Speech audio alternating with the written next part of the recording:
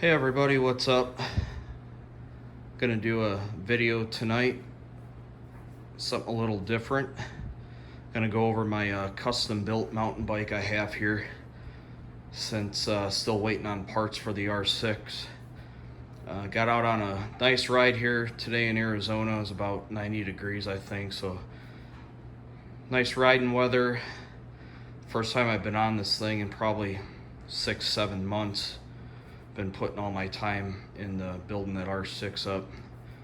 This is a 2020 Trek Fuel EX 9.9.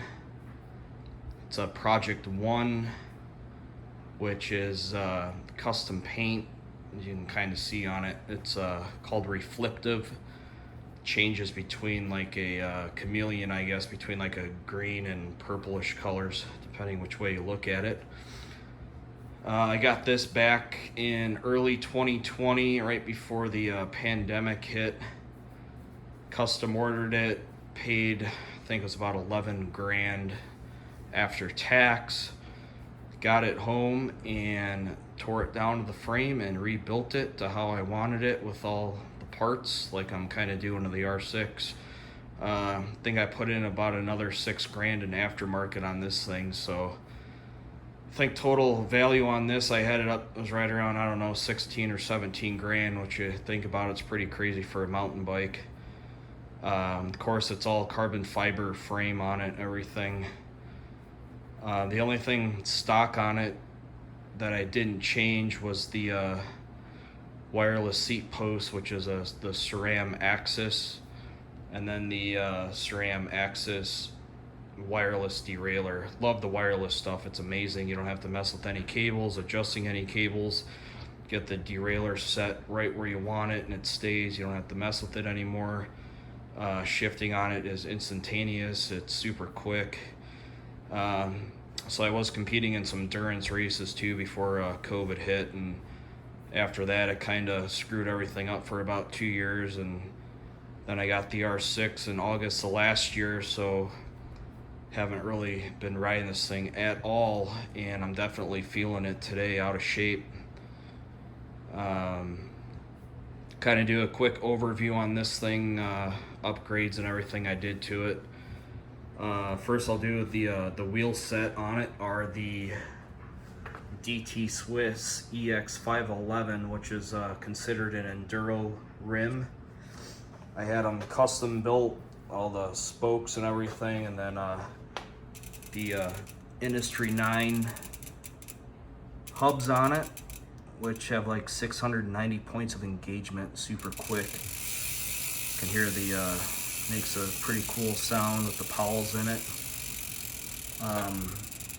We got the SRAM Axis, I think it's XX1 or XO1, the oil slick cassette. Then I got some DMR Vault pedals in the oil slick as well, and it's got all the pins in it. I'm not really a fan of the whole clipless thing. Your feet slip off of these, you'll definitely find out the hard way. You're happened a few times. You either tear your calf open or your shin. Definitely not a good feeling, but your shoes will definitely stay planted on them. I did upgrade the crank on it. It's the SRAM Axis XO1 carbon fiber crank. I did 170 millimeters on it. Stock it was 175. Previous bike I had out here, the issue is you get a lot of rock strikes where you're hitting the end of the crank arm on it. So it did seem to help a little bit with that. One-up components, got a chain guide with a bash guard under here. That's come in handy a few times when I've hit some decent sized rocks, so you don't tackle your chain ring on it. Then it's got the wireless dropper post, and then I did a Ergon, I think it's a comfort saddle. It's got gel and stuff in it, but definitely feeling that today because I'm not in shape for it. Let's see what else here. So we got the shock I upgraded to a Fox DHX2. So this has 130 millimeters of travel on the rear. And then I went with a King Creek Vault. It's a progressive spring on it. So the more it compresses down, it's gonna build up a lot more towards the end of the stroke on the shock. And the biggest thing was trying to figure out the correct spring rate for my weight. I got it sorted pretty good, set up in a pretty good position where it's at. And then the fork, I guess the fork is stock too on it, but I did a lot of upgrades on it. It's a Fox Factory 36. Came with 140 millimeters of travel. I swapped out the air, I forgot what it's called, something inside of it, but then I changed that out, and then I actually went to a coil conversion in this to match with the rear shock. It's from Push Industries. It's a ACS3 coil conversion. They're a company out of Canada. So with the coil and the fork match with the shock, the suspension is pretty sweet on this. It's really plush. You get a lot of small bump sensitivity, which is really good on it. And then same thing with the fork. Had to figure out the spring rate, but once you get that set up, it's awesome. You don't have to worry about messing with getting the air pressure set up in any of them. Once you got the spring rate, you're good to go. It's really easy to install in the fork. It's really easy to service. I really like the setup a lot. On the stem, I got it's from FSA. It's a special edition, something they did for Red Bull Rampage a few years ago. I was able to get my hands on one of these. 50 millimeter in length on it, and this is in the oil slick color as well. And then I got a Wolf Tooth Components upper, I can't remember what it's called. It's an upper bearing something or other on it.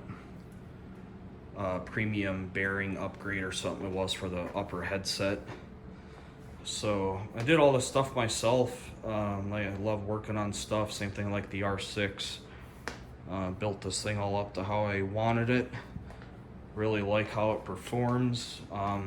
Any mountain bike guys out there that are familiar with Trek, they just released a Gen 6 Trek or Fuel EX, the totally updated frame on it. I was kind of looking at maybe upgrading, but since I don't really ride as much anymore, I don't really want to go out and spend all the money again, because I'd probably lose a lot if I tried to resell this. But I'd probably do another Project One and some kind of another cool paint scheme on it. Brake wise, I went with Hope Tech 3, their V4 calipers, 4 pistons. Also, yeah, the handlebars I did Daidi, I think that's how you say it. Carbon bars with a 30 millimeter rise on it. So here is the calipers.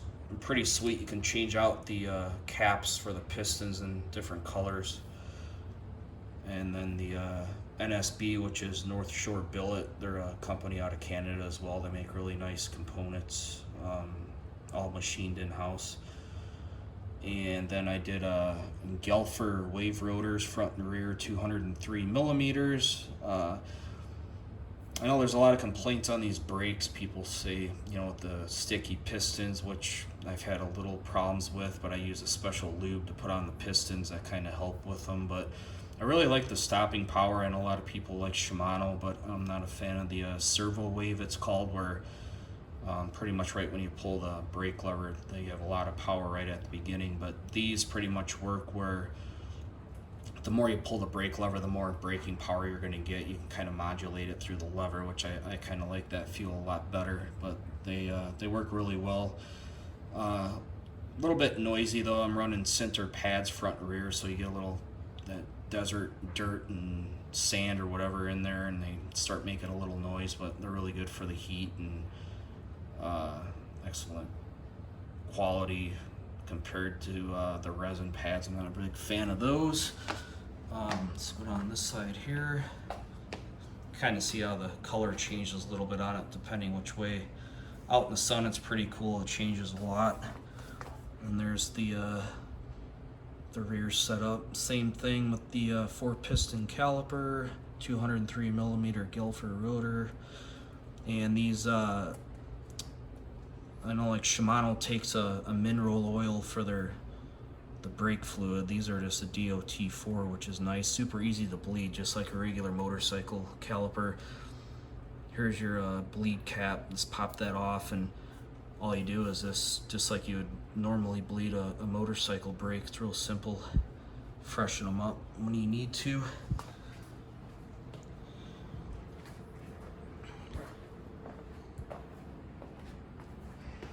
And then tire-wise, I run the Maxxis, the Minion DHF on the front, and then the DHR2 on the rear.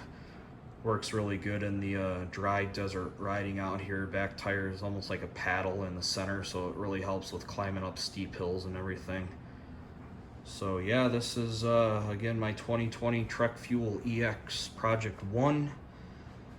You guys have any questions on this, go ahead and let me know.